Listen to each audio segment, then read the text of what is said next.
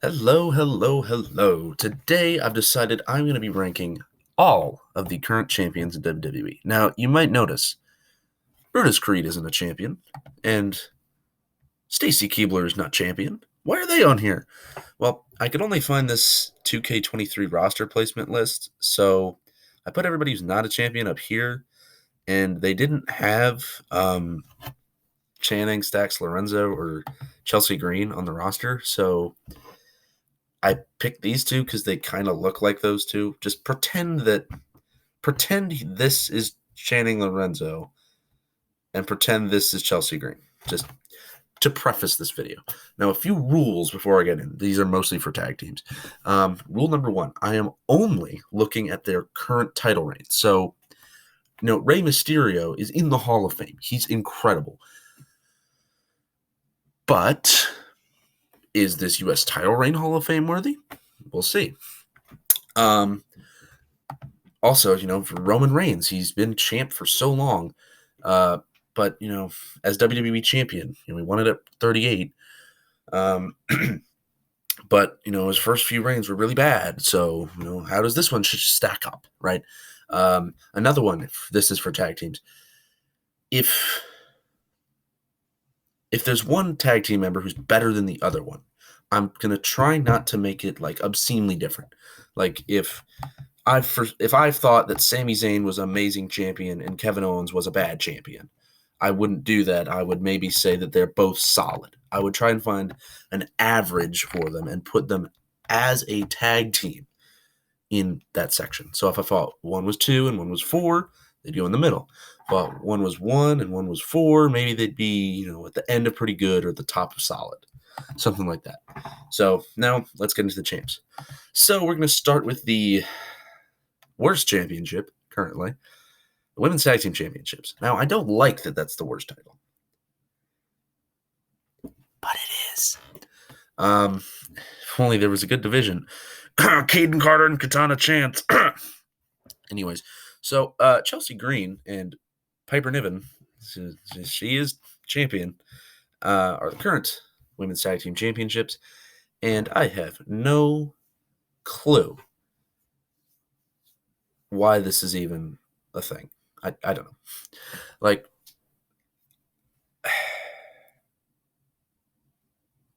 Whatever. Piper Niven, I'm fine with her having the title, but she didn't win it. She didn't. We don't know yet about Piper Niven.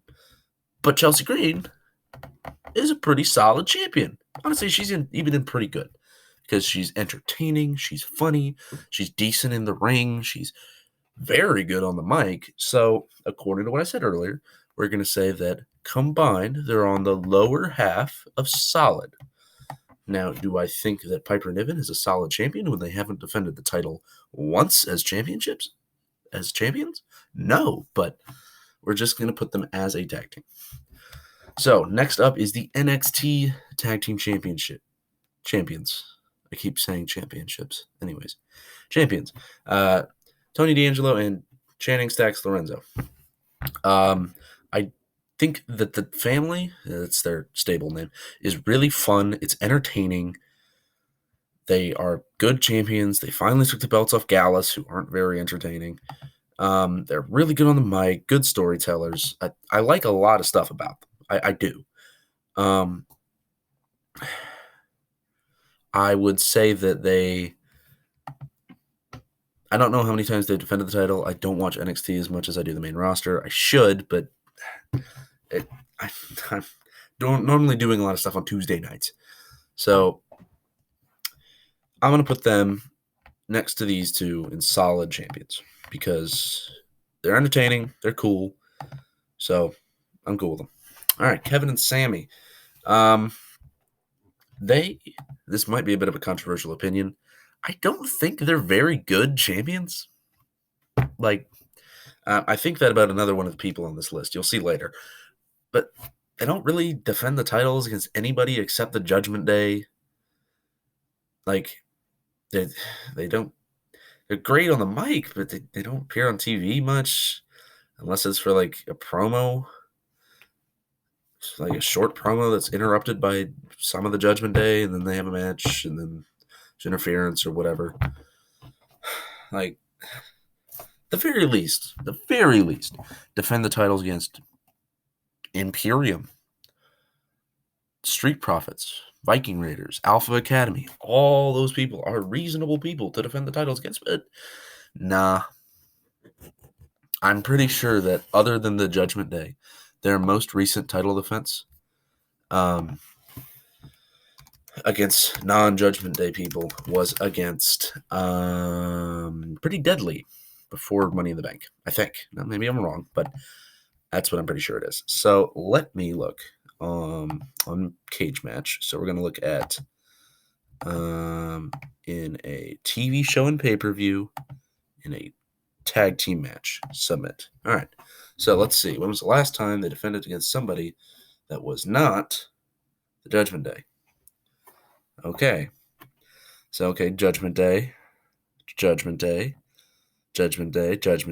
I was right. Against Pretty Deadly. Friday Night SmackDown on the 30th of June. Before then, it was the 12th of June against Imperium. Yeah, they haven't defended the titles against somebody other than Judgment Day since June. It's the 1st of September. Like,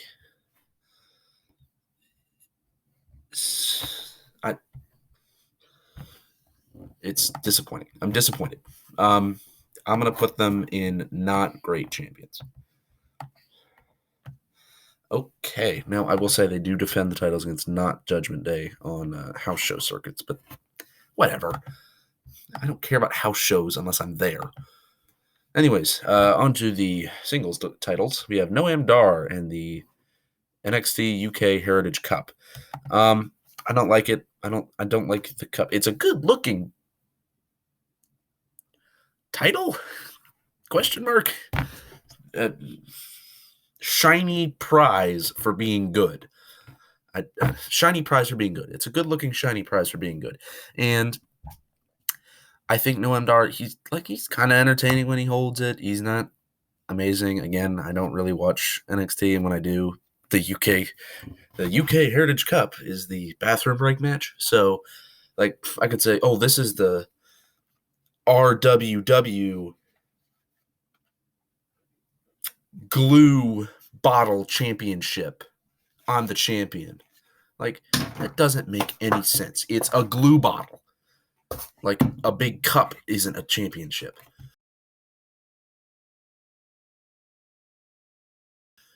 Not great. He's worse than Sami and Kevin. On to Dominik Mysterio, and another controversial opinion coming up. Dominik Mysterio is an amazing champion. He is so good at playing a heel. It's natural to him. He's a perfect heel. He's annoying. He's snivelly. There we go. He's snivelly. He's always getting helped out. He's always cheating. He's always hanging out with mommy, Rhea Ripley. Amazing champion. He's very good at being a heel and being NXT North American champion. And he also has one of the best belt designs in the company, because that's pretty good looking belt. On to his father, Rey Mysterio, who is in the don't know yet section. I don't think he's defended the title on TV. Closest he came was a non-title match with Grayson Waller, which was cool, but defend the title. He's going to defend it tomorrow at Payback, but whatever. Don't know yet. He won it not last SmackDown, but SmackDown beforehand. So he hasn't had a lot of time to defend it or anything, so just don't know. Maybe he'll be amazing. Maybe he'll lose the title at Payback. We'll see. Gunther, I think, goes right up with Dom. He's better than Dom. Amazing champion. He's spent more days as a champion in WWE, including NXT and NXT UK, than he has as a non-champion, which is crazy to think about. Like, he's been in the company for like 4 years now. Insane. He's an amazing champion. Now over to the NXT big titles. Then we got Tiffany Stratton, who I kind of made the pretty good section for because her whole thing is she's pretty, and that's her finisher. So she's also pretty good. So she plays a pretty good heel. She's decent in the ring. She's very good on promos. She's a pretty good heel. I can't really say anything about it. It's in the name. Pretty good. On to Carmelo Hayes, who is also an amazing champion. He's had banger. He's Sheamus when it comes to matches. He's had banger after banger after banger after banger, like against Braun Breaker, against Ilja Dragunov, Wes Lee, all these people, just amazing matches with. It's just magnifique. I personally didn't like Braun Breaker, and even when he was a face, he felt like a heel to me. So when Carmelo took the title from him, I was happy because I really did not like Braun Breaker as champion. He's just really good. Very good on the mic. Trick Williams is a great side piece. Not to downgrade Trick, but Carmelo's the better of the two, be honest. Very, very solid. Very solid. An amazing champion, pretty undoubtedly. I shouldn't be saying solid when I have a section called solid that's in the middle. So, very, very amazing. Thumbs up for me. 2 thumbs up from me. Yeah. Anyways, Iyo Sky is the women's world champion, and she's all right. The people over the 3 count made a good point how she's kind of just holding the belt until somebody beats her for it, which is kind of sad, and it's kind of what we expect at this point when, the face that people want to win a title wins the title. I personally want to be an optimist when it comes to this, and I want her to be a long-reigning champion. So I'm going to look to the hopeful side and say she'll have a good, fun run with good matches because she's really good in the ring. So I'm going to put her right next to Tiffany Stratton in the pretty good section. Here's that controversial opinion I was talking about earlier, and I think I'm going to get some hate for this. Rhea Ripley as a champion is not good. Now, I'd like to specify what I mean by this. As a promo person, she's very good.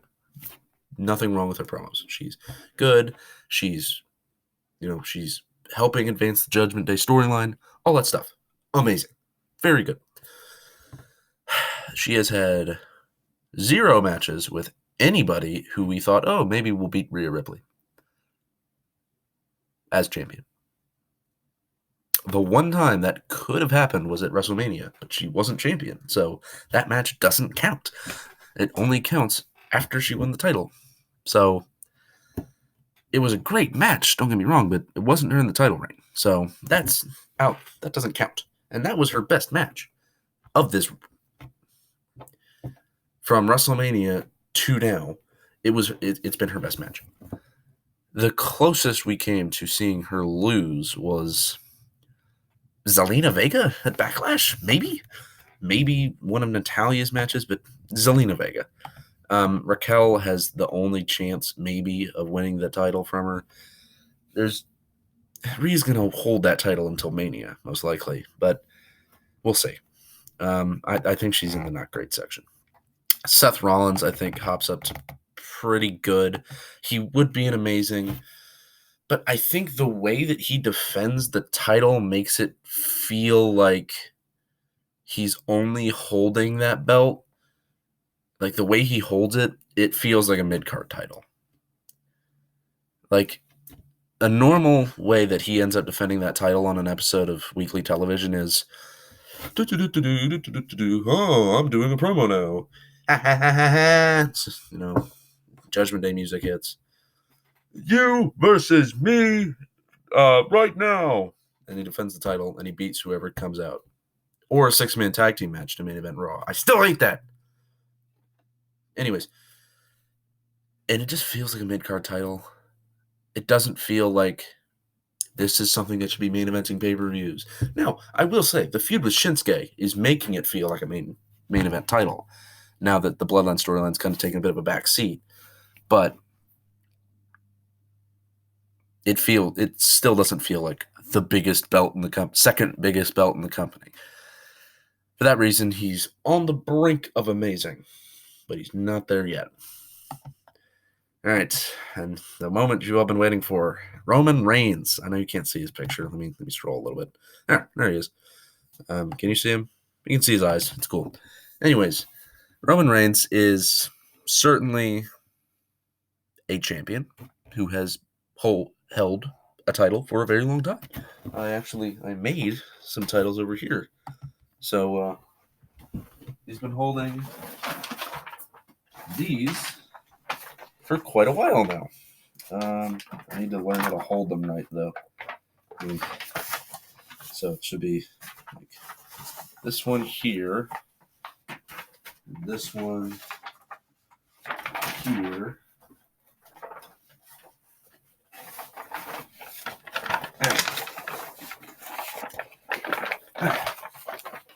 There we go.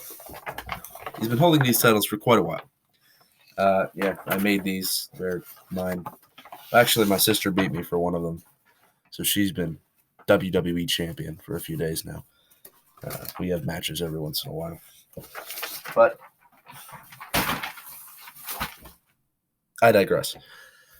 Roman is... If I had made this video in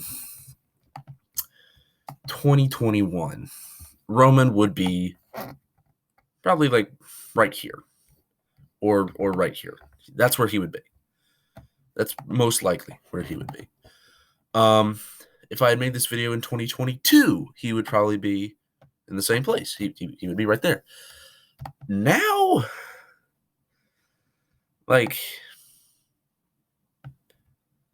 also let me put this in a reasonable order because some of these aren't exactly accurate. Like, let me just fix this. Yeah, that's right. Okay, anyways, I would say that Roman now, like, here, maybe, I would love, and I mean love, to put him in the bad champion section, but I can't do that with a good conscience. I can't do that. But as a champion, man, just awful. Like, he was so good. 2020, 2021, 2022. Amazing as a heel. Amazing as a champion. Everything. The moment that he beat Cody Rhodes, he started getting bad. He had a little bit of a peak when he fought Sami and Kevin with Solo. And then just... It's happened to the whole bloodline. It blew up. It's such a boring storyline now. There are a lot of things I could say about Roman, and it would take me way too long. This video is already 20 minutes long. Sorry about that. But all I will say is that it should be much better than it is for how long he's held it. So that's all of them. Do you agree with my list? Do you think some of these people are way too high, way too low? And tell me in the comments. Because I didn't put anyone else in bad champion, I'm just going to do this. So that's my list. You can complain all you want. I will take into account some of them. I will probably ignore most of them. Wink, wink. Thanks for watching. Have a good day, good evening, good night, good morning, good dawn, good dusk, good midday, and goodbye.